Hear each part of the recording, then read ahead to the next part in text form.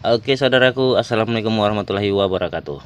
Alhamdulillah waktu kita masih diberi kesempatan kembali untuk bertemu di channel yang sama waktu ya, Wayang Motor GP.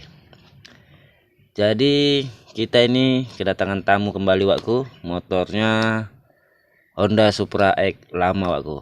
Ini motor pelangsir di kebun-kebun waktu ya. Jadi kita sebagai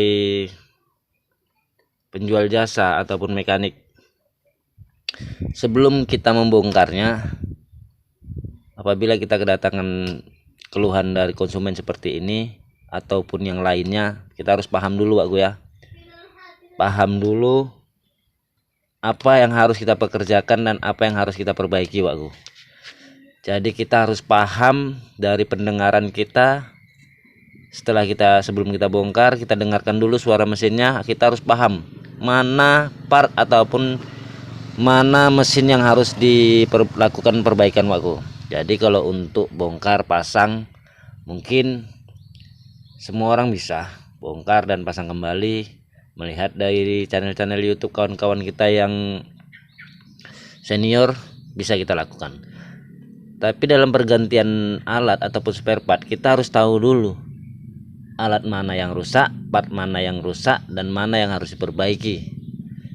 Bukan hanya sekedar bongkar dan pasang. Nanti takutnya lain yang rusak, lain yang diperbaiki, lain kerusakan, lain yang dibongkar.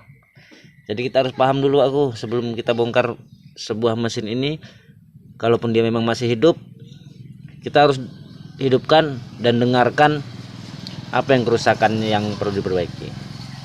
Kalau untuk pemilik motor ini misalnya, dia hanya mengeluhkan ini suaranya kasar, tapi dia belum tentu tahu apa yang harus diperbaiki.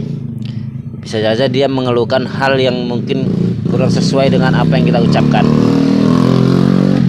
Jadi kitalah yang harus pandai-pandai untuk menjelaskan kepada mereka pemilik motor ini bahasanya ini kerusakannya seperti ini, dan yang harus diperbaiki adalah part ini.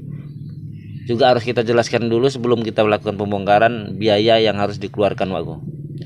Jangan pula nanti udah kita bongkar semua untuk pergantian alat, tiba-tiba mereka mengeluhkan budget yang kurang.